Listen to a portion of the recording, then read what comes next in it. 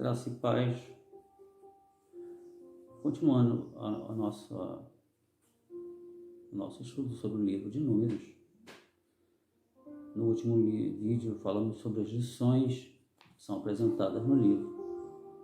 Mencionamos sobre as peregrinações no deserto, sobre ser o livro que fala sobre as murmurações de um povo no deserto. O livro que revela o inverso da fé, que é a incredulidade, onde o povo teve todos os motivos para acreditar e confiar em Deus, no entanto, não creu em Deus e foi rebelde contra Deus. O livro falou sobre escolhas e consequências, sobre um Deus que também exerce juízo, apesar das suas misericórdias, da sua fidelidade. A importância da dependência de Deus, que fala de Deus ser a força do seu povo. Davi disse no Salmo: uns confiam em carros, outros em cavalos, e nós, porém, faremos menção do nome do Senhor. O que revela esse ponto é a causa da escolha de Deus por nós. Não está em nós, não estava em Israel, estava em Deus, está em Deus. Alguém disse que Deus não seria injusto se não salvasse ninguém, porque não há um justo, não há um sequer. No entanto, ele escolheu salvar alguns através da fé, na mediação de seu Filho Jesus Cristo, e pagou o alto preço da nossa redenção, e nos deu vida outra vez quando estávamos mortos em nossos delitos e pecados. Finalmente, o livro apresenta a disciplina de Deus sobre um povo e mostra de forma clara por que Israel peregrinou no deserto durante 40 anos e não entrou na terra da promessa imediatamente após atravessar o Mar Vermelho. Haviam lições que deveriam ser aprendidas. Como dissemos aqui, o deserto muitas vezes é a parada obrigatória, inevitável, pedagógica de Deus para ensinar lições. E muitas vezes de outra forma nós não aprenderíamos. Os grandes homens de Deus na Bíblia passaram pelo deserto. Pode pensar em grandes homens de Deus como Moisés, o apóstolo Paulo e o próprio Senhor Jesus Cristo passou pelo deserto. Estamos encerrando aqui o estudo sobre esse livro. E o livro de Números nos legou alguns princípios. Esses princípios são aplicados no Novo Testamento. Lembra que dissemos que toda a Escritura é orientada por Deus e é boa para o ensino. Entre outras coisas, o livro aborda as murmurações e a incredulidade de Israel. O apóstolo Paulo, em 1 Coríntios, no capítulo 10, vai dizer: ora, irmãos, não quero que sejais ignorantes.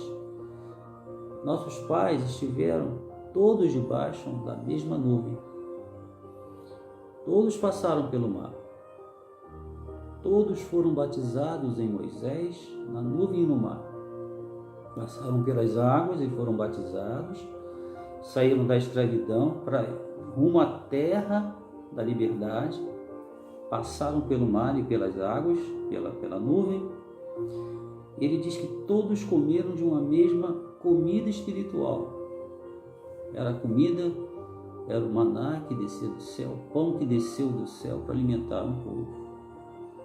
E diz ainda: beberam todos de uma mesma bebida espiritual, porque bebiam da pedra espiritual que os seguia, e acrescenta: e a pedra era Cristo. No entanto, Paulo vai dizer que Deus não se agradou da maior parte deles, por isso foram prostrados no deserto. Interessante, ele vai dizer aqui que todos estiveram debaixo da mesma nuvem. Eles viram as ações de Deus, passaram pelo mar que se abriu diante dos seus olhos, foram batizados em Moisés, comeram o maná que desceu do céu, beberam da água espiritual, da rocha que os seguia. No entanto, Deus não se agradou da maior parte deles. Isso é uma alegoria para nós. Ele finaliza esse ponto dizendo: não tentemos a Cristo, como alguns deles também tentaram. Pereceram pelas serpentes. Quando que eles tentaram a Deus? Quando duvidaram, quando não esperaram, quando não creram e murmuraram. E Paulo vai dizer: não murmureis, como também alguns murmuraram e pereceram pelo destruidor. Percebam que em todos os momentos em que houve no meio do povo de Israel uma rebeldia contra Deus, houve também uma disciplina, uma correção e houve consequências. E Paulo vai finalizar esse ponto dizendo: ora, tudo isso lhes sobreveio como figuras e estão escritas para aviso nosso, para quem já são chegados os fins dos séculos. Sobre a incredulidade, o escritor dos Hebreus vai dizer: vede, irmãos, e nunca haja em vós um coração mau e infiel, para se apartar do Deus vivo. Porque nos tornamos participantes de Cristo se retivermos firmemente o princípio da nossa confissão até o fim. Aquele que perseverar até o fim, esse será salvo. Porque, havendo alguns ouvido, o provocaram, mas não todos os que saíram do Egito por meio de Moisés. E ele pergunta: mas com quem se indignou por 40 anos? Não foi porventura com os que pecaram, cujos corpos caíram no deserto? E a quem jurou que não entrariam no seu repouso, senão os que foram desobedientes? E vemos que não puderam entrar por causa da incredulidade. Coisas que impedem a entrada na terra da promessa, que impediram a entrada da terra da promessa. Murmuração, incredulidade. Um destaque aqui também para o pecado de Balaão, para a rebelião de Coré. Pedro vai dizer: recebendo o galardão da injustiça, tendo o coração exercitado na avareza. Os pais, deixando o caminho direito, erraram, seguindo o caminho de Balaão, filho de Beor, que amou o prêmio da injustiça. Ai deles, de Judas, entraram pelo caminho de Caim, foram levados pelo engano do prêmio de Balaão e pereceram na contradição de Coré. Balaão, não obstante ter sido avisado por Deus e em momentos ter as suas maldições mudadas em bênçãos por Deus, por causa do prêmio da injustiça, armou laços para Israel, para os filhos de Israel, pelos quais eles caíram e contaminaram a sua geração. Além de tudo, o texto fala sobre a rebelião daqueles que não aceitaram a autoridade que Deus havia constituído sobre eles. Um princípio que nos é legado também por esse livro. Um outro ponto importante do livro, antes de encerrarmos, é que fala sobre a serpente de metal no deserto.